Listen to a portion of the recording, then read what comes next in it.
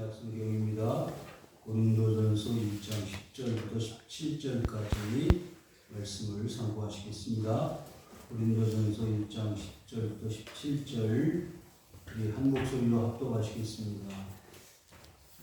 같이 시작. 형제들아, 내가 우리 주 예수 그리스도의 이름으로 너희를 권하노니 모두가 같은 말을 하고 너희 가운데 분쟁이 없이 같은 마음과 같은 뜻으로 온전히 합하라. 내 형제들아, 그로의 집 편으로 너희에 대한 말이 들리니 곧 너희 가운데 분쟁이 있다는 것이라. 내가 이것을 말하거니와 너희가 각각 이르되 나는 바울에게, 나는 아볼로에게, 나는 게바에게, 나는 그리스도에 속한 자라 한다는 것이 그리스도께서 어찌 나누었느냐? 바울이 너희를 위하여 십자가에 못 박혔으며 바울의 이름으로 너희가 세례를 받았느냐? 나는 그리스도와 가이오 외에는 너희 중 아무에게도 내가 세례를 베풀지 아니한 것을 감사하노니 이는 아무도 나의 이름으로 세례를 받았다 말하지 못하게 하려 함이라. 내가 또한 스데바나 집사에게 세례를 베풀었고 그 외에는 다른 누구에게 세례를 베풀었는지 알지 못하노라. 그리스도께서 나를 보내시면 세례를 베풀게 하려 하심이 아니요 오직 복음을 전하게 하려 하시는데 말의 지혜가 하지 아니함은 그리스도의 십자가 헛되지 않게 하려 합니다. 아멘.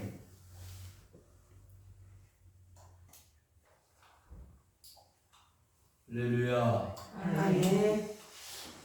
6개월여 동안 우리가 로마서를 공부하면서 보물 찾기를 했는데 그 보물을 찾은 분들이 얼마나 있을까요?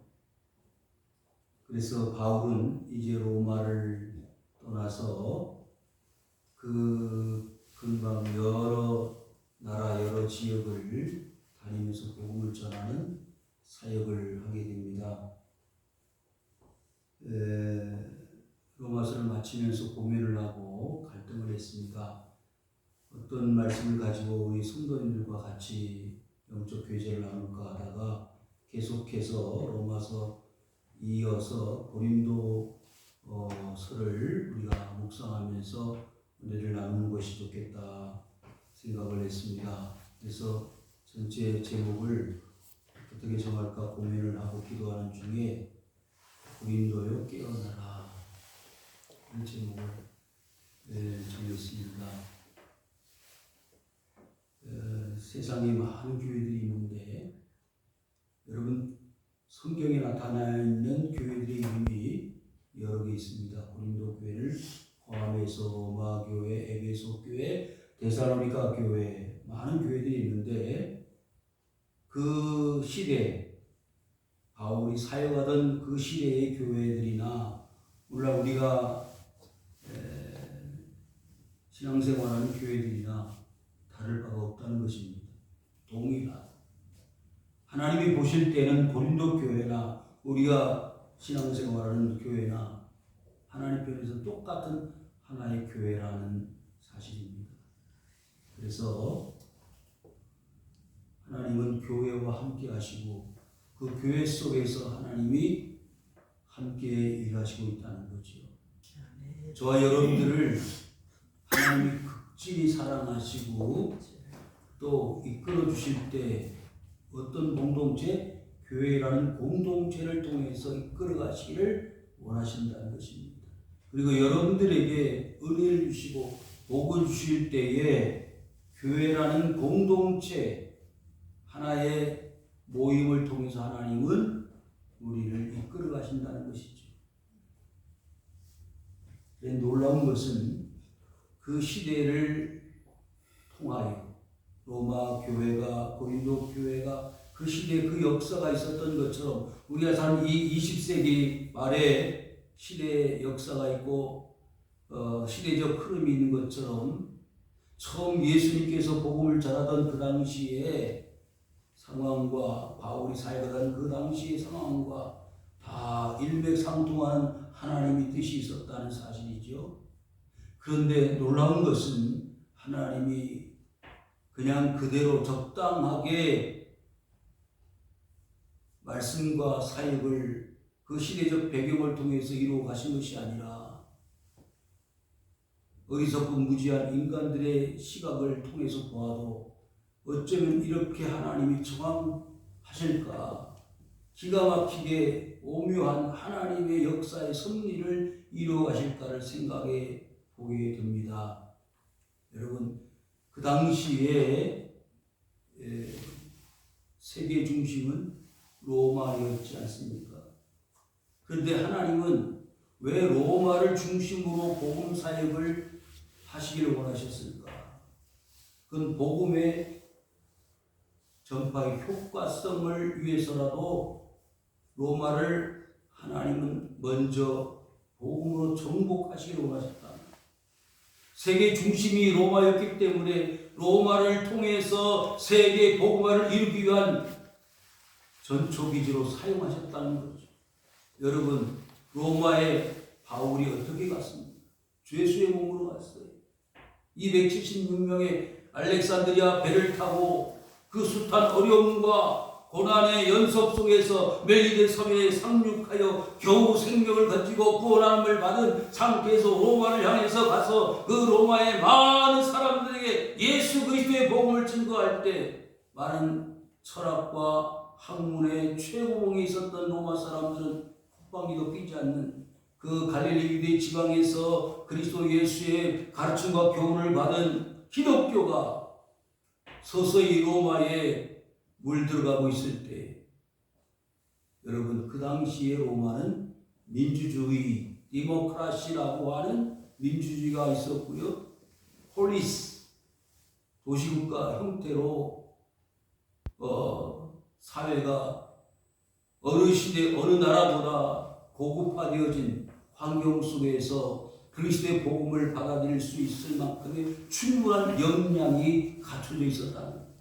저는 이 말씀을 묵상하면서 그런 생각을 했어요. 하나님은 로마의 문화, 로마의 언어, 로마의 모든 사회적 환경을 사용하셔서 복음을 증거하시기를 원하셨다는 거예요. 유럽에서, 아시아에서 많은 사람들이 이 로마를 향해서 왔고, 그 많은 사람들에게 간접적으로 복음 전환을 할 수 있는 기회를 바울이 충분히 제공받을 수 있었다는 거죠.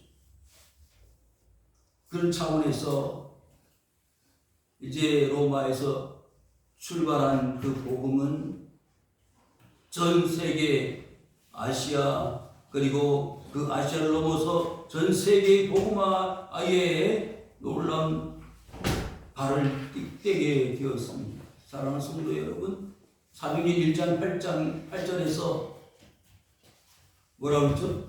오직 성령이 너에게 임하시면 너희가 권능을 받고 예루살렘과 유대와 사마리아와 땅끝까지 이르러 내 증인이 되리라. 불과 몇십 년, 100년 안팎의 짧은 세월 동안 이미 복음이 세계화의 일로에 있었다는 사실이에요. 그렇게 많은 에너지, 많은 노력이 들어가지 않고 로마의 복음이 전달되어졌다는 거죠. 로마의 복음이 전달되어지면서 이제 가속화가 일어났고, 그로 인하여 전 세계 복음화에 큰 획기적인 변화가 나타나게 됐다는 것이죠. 그런 가운데 이 고린도 지방의 복음이 전달되어지게 된 것입니다. 이 고린도시는 하나의 도시국가 형태로 무역업이, 상업이 발달했습니다. 그래서 여러 지역에 있는 사람들이 왕래를 하게 되었고, 그로 인하여 천차만별의 사람들이 회동을 하고 만나고, 그로 인하여 방탕하고 술 취하고, 어떻게 보면 오늘날 이 시대의 삶의 모습이 가장 근접한 그런 모습으로 살아가고 있었던 곳이 바로 이 고린도시라고 할 수가 있겠습니다. 그 그와 같은 고린도에 어떤 일이 있었길래 바울이 이 고린도서를 기록을 해서 보낼 수밖에 없었는가 하면 오늘 본문 10절에서 17절에서 그 이유와 설명이 나와 있습니다만은 가장 큰 문제는 분쟁의 문제였습니다. 싸우는 문제였습니다. 그래서 바울이 에베소에서 이 고린도 교회에 분쟁이 있다는 이야기를 듣고 부득불 편지를 써서 보내게 된 것입니다.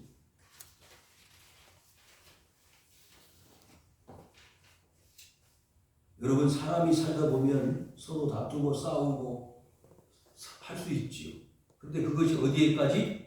교회까지 들어오면 얼마나 볼썽사나운 모습을 갖게 됩니까? 그래서 그 당시에 이 분쟁의 문제를 해결하기 위해서 바울이 편지를 쓰게 되었는데, 더불어서 그 고린도 교회 안에 있었던 여러 가지 파벌 문제, 분열하는 문제, 그리고 음행, 우상 숭배, 그 당시에는 많은 우상들이 유행을 했습니다. 아프로디테라고 하는 여신을 섬겼고, 그 아프로디테 신전에는 여사제가 1000명이나 넘도록 일을 하고 있었다고 했습니다. 사랑이 부족을 했고, 외식하는 사람도 있었고, 우상 재물 먹는 문제도 있었고, 은사 문제도 있었고, 세상 법정에 소송을 걸어서 교회가 풍지박산이 날 지경에 이르렀던 고린도 교회에 사도 바울은 편지를 보낼 수밖에 없었습니다. 이 고린도 교회의 문제는 어떻게 보면 오늘날 모든 현실의 교회가 부딪히고 있는 문제의 똑같은 모습이라고 할 수 있습니다. 어떻게 이렇게 정확할까라고 생각할 정도로 오늘날 현실의 교회들이 닥쳐 있는 그런 문제점들이 고린도 교회 안에도 있었다는 사실이에요.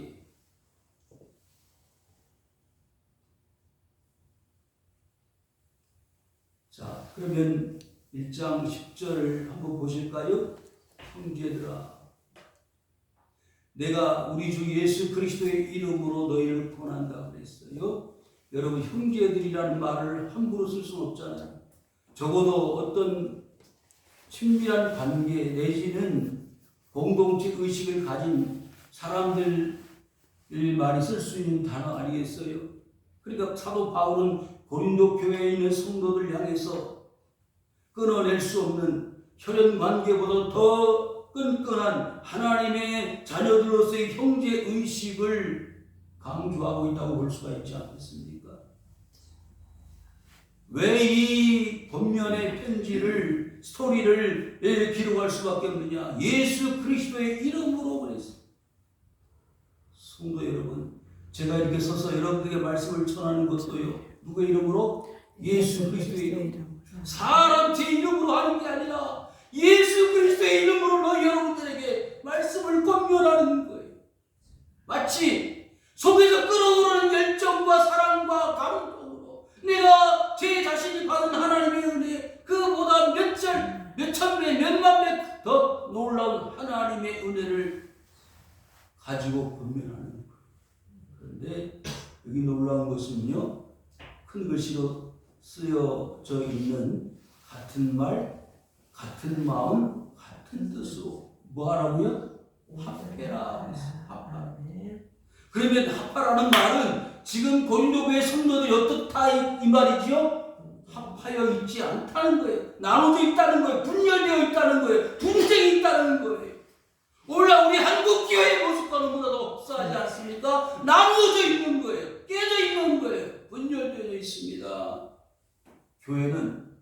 교회라고 하는 에클레시아라는 교회는요, 세상으로부터 부름받은 사람들의 모임, 공동체, 회집체인데 그 모임의 특징은 뭐냐면 뭘 해야 된다? 같은 말을 하는 사람들. 뭐예요? 같은 말 하는 사람들이에요. 같은 말. 이번 미국 대선에서 참 고민이 많은 사람들이 있었습니다. 어떤 사람이 고민이 많았을까요? 예수 믿는 사람. 왜 예수 믿는 사람들이 고민이 많았는 줄 아세요? 트럼프를 찍으려고 그러니까 생활이 깨끗하지 않고, 누구를? 상대방 민주당 누구죠? 해리스를 찍으려고 그러니까 우리하고는 정반대의 동성애를 성소수자의 차별의식이 없어지는 그런 정책 주장을 많이 거기도 도장을 선거를 찍을 수가 어떻게 울며 겨자 먹기식으로 미국의 보수 신앙을 가지고 있는 교회 많은 성도들은 어쩔 수 없이 트럼프를 선거에 투표했다는 거예요. 같은 말을 하고 같은 생각을 가져야 될 그리스도인들이 서로 의견이 하나가 안 되는 거예요. 해리슨도 신앙 가지고 있고 믿음 가지고 있는 사람이라고 이야기를 듣지 않았어요. 그런데 생각이 다르고 말이 달라요. 사상이 다릅니다. 인정할 수가 없는 거예요. 그 출발이 어디서부터였는지를 제가 살펴보았습니다. 창세기 2장 16절에서 17절 보시면요, 여호와 하나님이 그 사람에게 명하여 이르시되 동산 각종 나무의 열매는 내가 임의로 먹되 선악을 알게 하는 나무의 열매는 먹지 말라. 내가 먹는 날에는 반드시 죽으리라 하시니라. 이게 하나님 말씀이에요. 이게 하나님 말씀이에요. 그런데 창세기 3장 2절에서 3절에 보면 여자가 뱀에게 말하되 동산 나무의 열매를 우리가 먹을 수 있으나 동산 중앙에 있는 나무의 열매는 먹지도 말고 만지지도 말라. 너희가 죽을까 하노라 하셨느니라. 달라요? 틀려요? 네? 다릅니다. 같지 않습니다. 틀립니다. 하나님은 뭐라 그랬어요? 이 열매는 먹지 말아라. 반드시 죽는다 그랬어요. 그런데 하와는 뱀에게 뭐라 그랬어요? 만지지도 말고 먹지도 말고 그 다음에 정말 중요한 게 있죠. 너희가 죽을까 하노라. 죽을 수도 있고 안 죽을 수도 있다. 이게 하나님 말씀이었습니까? 이 하와가 하나님의 말씀을 편집했어요. 자기 생각대로 해석을 했습니다. 하나님 말씀하시길 이렇게 이해하고 받아들여도 될 것이라고 생각했어요. 이게 문제입니다. 오늘날 많은 그리스도인들이 자기가 스스로 하나님의 말씀을 만들어요. 편집을 착각을 카피를 해요. 2중 3중으로 카피를 합니다. 여러분 신앙생활은 하나님의 말씀을 같은 말로 받아들이고 같은 말로 움직이는 공동체입니다.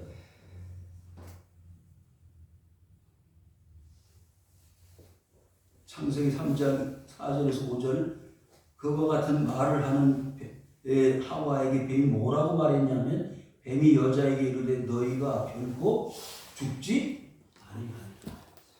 맞아요? 틀려요? 틀립니다. 마귀 사탄 어때요? 거짓말의 아버지. 여러분 마음속에 거짓말하고 싶다 그러면 내가 벌써 마귀 사탄하고 가까워지고 있다는 걸 의식할 수 있어야 합니다. 너희가 그것을 먹는 날에는 너희 눈이 어떻게 돼요? 밝아져 하나님과 같이 되어 선악을 알 줄 하나님이 아시니라. 달라요? 같아요. 다릅니다. 오늘날 많은 이단들이 어디서부터? 여기서부터 하나님의 말씀을 하나님의 말씀으로 받아들이지 않고 거기다 플러스하거나 빼거나 그런 것이 이단 아닙니까? 또 한 경우를 보면요, 신약으로 넘어와서 마태복음 4장 3절에 보니까 시험하는 자가 예수께 나와서 이르되 네가 만일 하나님의 아들이여든 명하여 이 돌들로 뭘 떡덩이가 되게 하라. 그런데요, 예수님의 반응이 뭐라고 그랬죠? 신명기의 말씀을 인용하여 마태복음 4장 4절에 예수께서 대답하여 이르시되 기록되었으되 사람이 떡으로만 살 것이 아니요 하나님의 입으로부터 나오는 모든 말씀으로 살 것이니라 하였느니라. 아멘. 사랑하는 성도 여러분, 뭘로요? 우리는 마귀 사탄의 말을 따라 사는 사람이 아니라 하나님의 입에서 나오는 모든 같은 말을 하는 사람들이 우리 자신들이에요. 네. 교회에서 A로 갑시다 그러면 A로 가야 되는데 A 다시 A2 다시 이런 사람들이 늘어나고 있어요. 그래요. 그 다음에 뭐라 그랬죠? 같은 마음. 그래서 같은 마음. 사도행전 1장 14절에 보면 여자들과 예수의 어머니 마리아와 예수의 아우들과 더불어 마음을 같이 하여. 뭘 같이 하여? 마음을 같이 하여. 오로지 기도에 힘쓰더라. 여러분, 너희들이 성령을 받기까지는 어디를 떠나지 말라고 그랬어요. 예루살렘을 떠나지 말라. 그래서 그들이 120명의 성도들이 한 곳에 모여서 간절히 뭐했다? 마음을 같이 하여 기도했다는 거예요. 이게 교회예요. 마음을 같이 해야 돼. 말도 같이 해야 될 뿐만 아니라 마음도 같이 해야 돼요. 목사님 마음이 성도들의 마음이어야 되고 여러분들의 마음이 목사님의 마음이에요. 할렐루야. 왜 아멘 안 하세요? 목사님의 마음이 성도들의 마음, 성도들의 마음이 목사님 마음, 하나님의 마음. 데살로니가전서 5장 16절에서 18절 잘하는 말씀이죠. 항상 기뻐하라. 쉬지 말고 기도하라. 범사에 감사하라. 이것이 그리스도 예수 안에서 너희를 향하신 하나님의 뜻이니라. 하나님의 뜻이 뭐예요? 항상 기뻐하는 거예요. 항상 기도하는 거, 기뻐하는 거, 감사하는 거. 이게 하나님의 뜻이야. 목사님 하루하루 사는 게 지옥이에요. 그러면 하나님 뜻 아니에요. 마지못해 살아요. 오늘도 뉴스를 보니까요.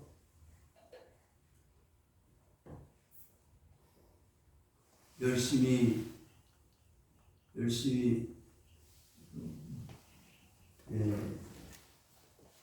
그 시장에서 전통시장에서 물건을 파는데 3만 원어치 팔았어. 전통시장에서. 그죠? 근데 저기 물류센터 가서 배달하는 거 이렇게 도와주는 애인데 얼마를 받았냐면 13만 원을 받았어. 어디로 갈래? 어디로 갈래? 시장 자기 그 뭐죠? 좌판을 지켜야 돼. 물류센터 가서 밤을 새워도 13만 원을 받으러 물류센터로 가야 돼. 현실이 이렇단 말이요. 그러니까 같은 마음을 가질 수가 없어. 농사 짓는 게 아니라 천직이야. 그래서 땅을 파먹고 사는 게 아니라 행복한 거야. 그런데 행복할 수가 없는 거 왜? 하루 종일 일해야 3만 원 버는데 저 옆에서는 13만 원 버니까 헷갈리는 거예요. 고민이 되는 거예요. 괴로운 거예요. 같은 마음을 가질 수가 없어. 아이 그래 농사 때려치자. 뜻을 바꾸는 거예요. 업종 변경을 하는 거예요. 그래서 농사 짓는 농부에서 뭘로? 서비스직.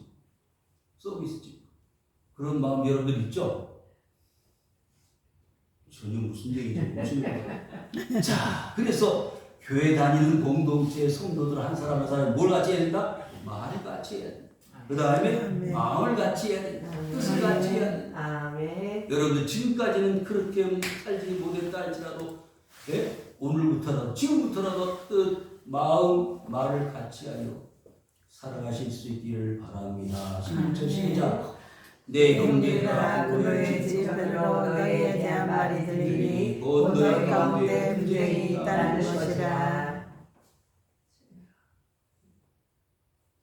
사람이요 배운 사람도 있고 못 배운 사람도 있고 가진 사람도 있고 못 가진 사람도 있고 그런데 교회는 그 모든 사람들이 다 한꺼번에 모인 공동체이다 보니까 충돌이 일어나고 이견이 생기고 스트레스를 받고 긴장이 되는 거예요.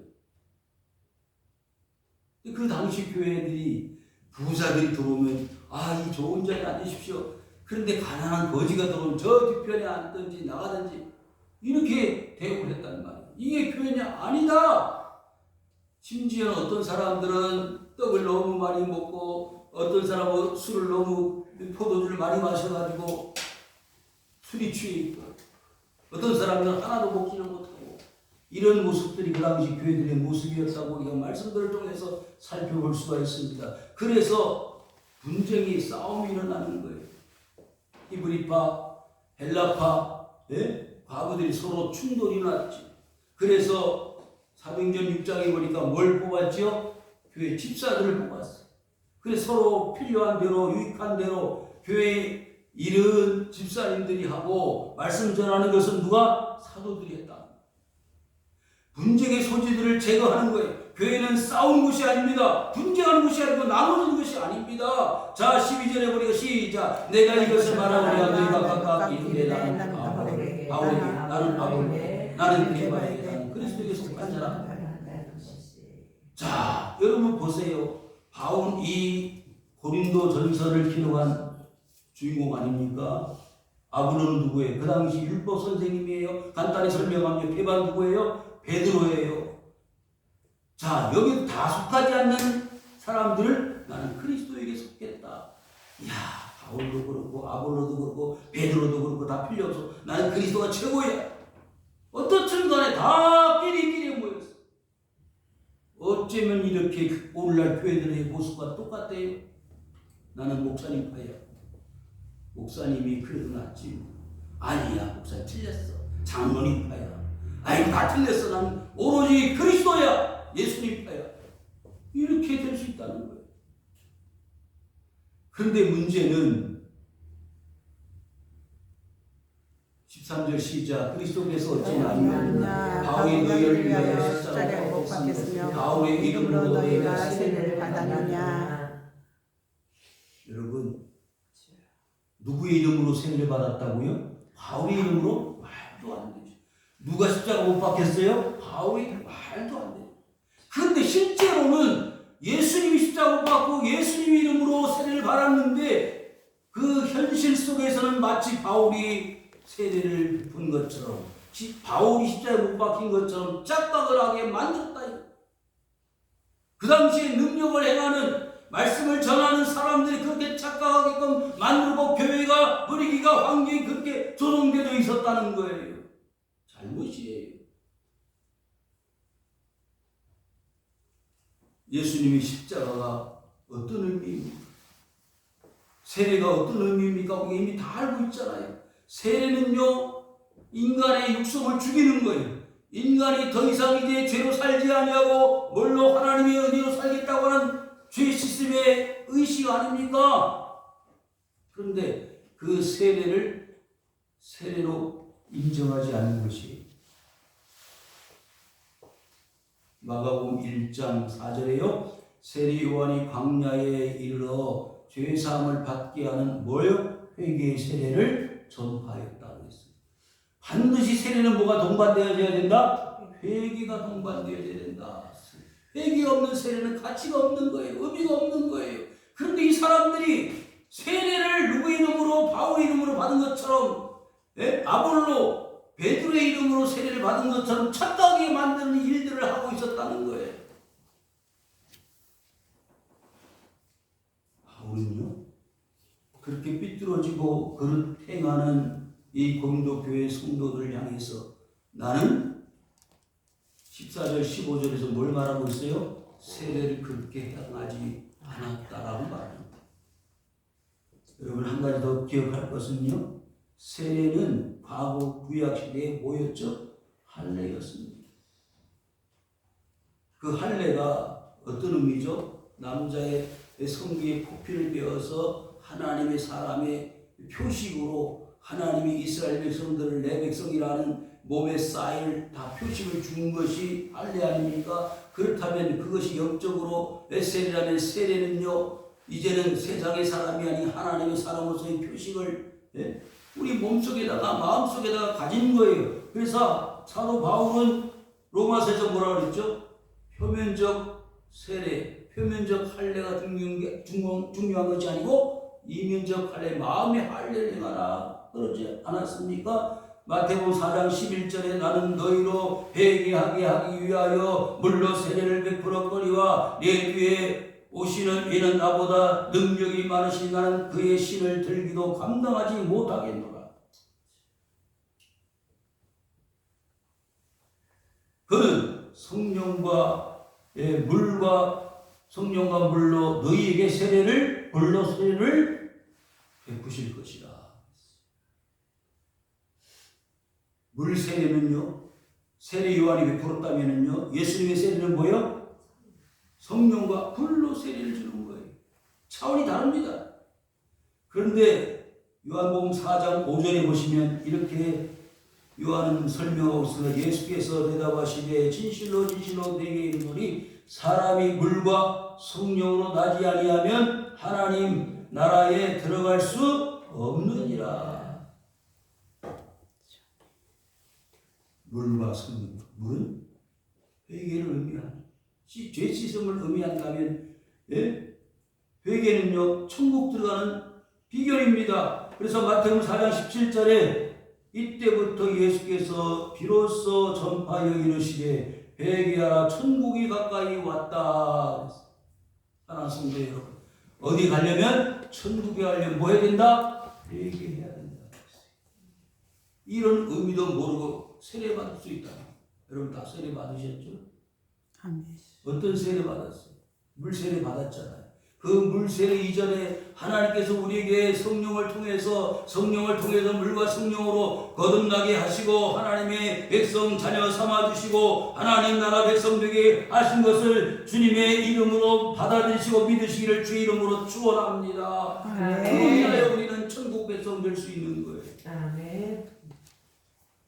16절 시작. 내가 또한 스데반과 집사의 세례를 베풀었고 누구에게 세례를 베풀었는지 알지 못하노라. 여러분, 그래서 바울은 세례 베푼 걸 자랑하지 않았다고 말해요. 바울은요 고린도전서 12장부터 13장 14장 쭉 설명할 때 뭘 자랑하는 것처럼 보였어요. 성령의 은사, 여러 가지 많은 은사들이 있는데 그 모든 은사들보다 가장 중요한 은사가 있다고 그랬죠. 무슨 은사? 사랑의 은사.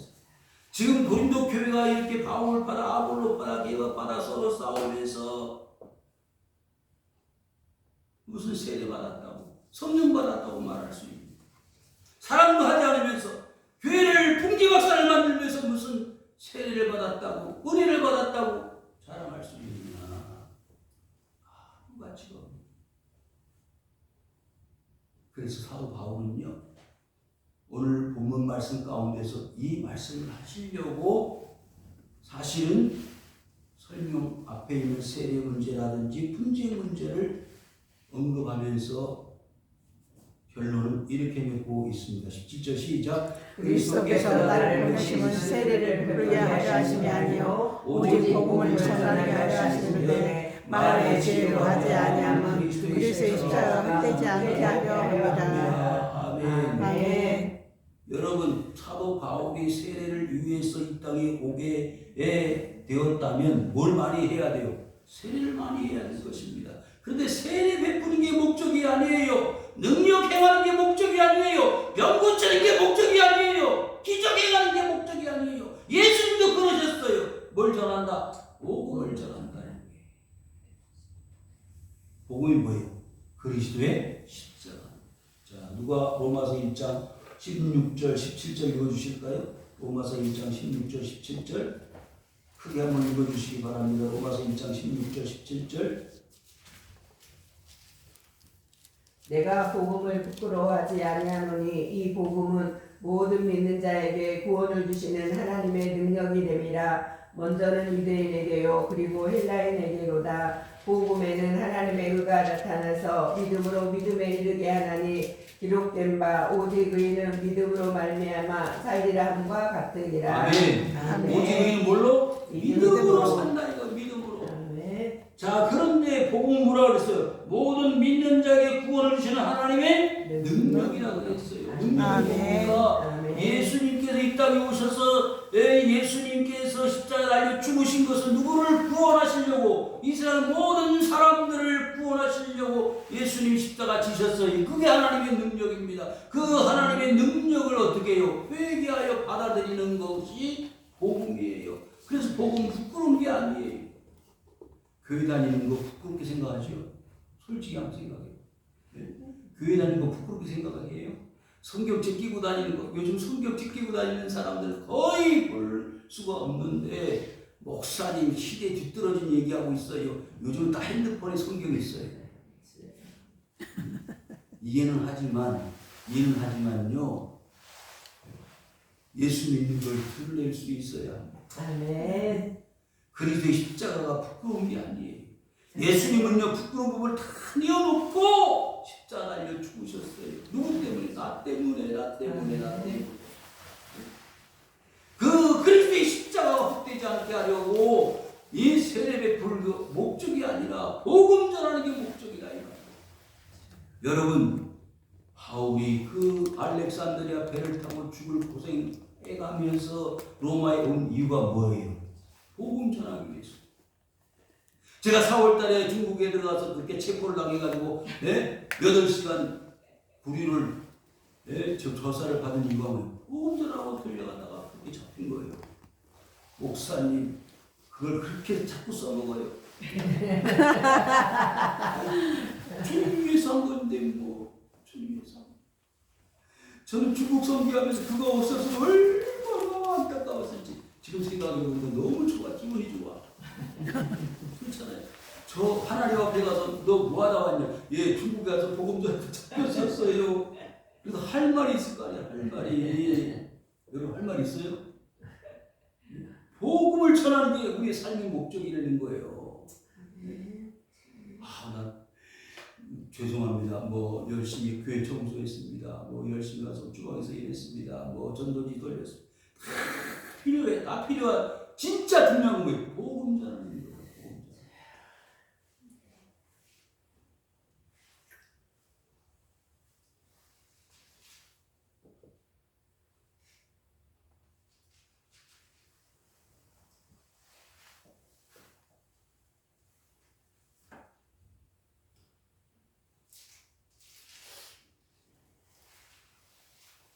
마지막 절 17절 한번 다시 읽겠습니다. 시작. 그리스도께서 나를 보내시는 세세대를 베게 하려 하심이 아니요 오직 복음을 전하게 하려 하시려되 말의 지혜로 하지 아니함은 그리스도의 십자가가 헛되지 않게 하려 합니다. 오늘 말씀 꼭 여러 가지 중에서 이 17절 꼭 기억하십시오.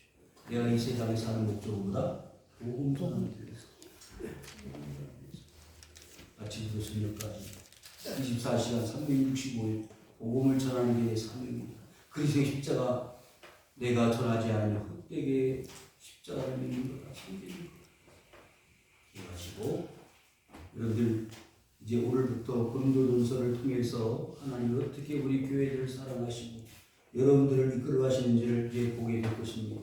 로마서에서 우리가 복음의 진수의 보물을 발견하는 게 목적이었다면 우리가 삐뚤어지고 잘못되지고 오해되지고 그릇된 길로 가고 있는 우리 신앙을 바로잡는 고린도요 깨어나라.